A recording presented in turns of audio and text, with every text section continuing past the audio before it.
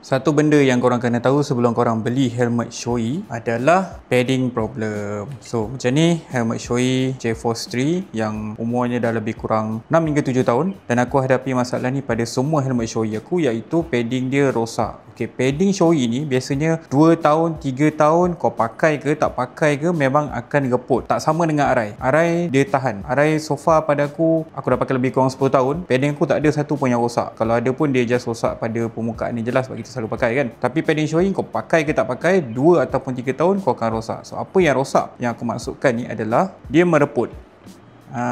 Ni dia. Nampak ni? Berderai hang semua. Okey. Nampak? Ni asalnya ada padding kat sini, ada span, tapi span dia dah hancur. Okey. Ni padding asal dia. Dia pun tak lama lagi hancur ni. Nampak ni, ni pun dah start mula hancur. Ni dia punya serbuk-serbuk dia ni.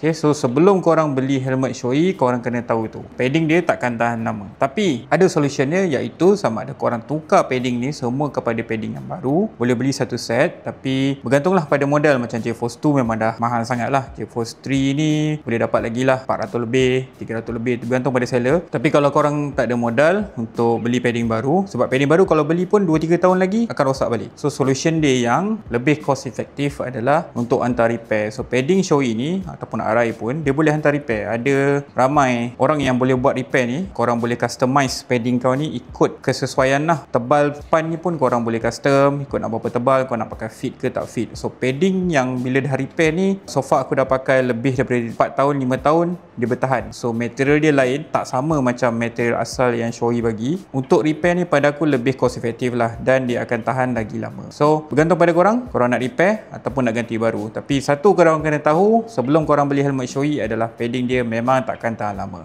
Alright?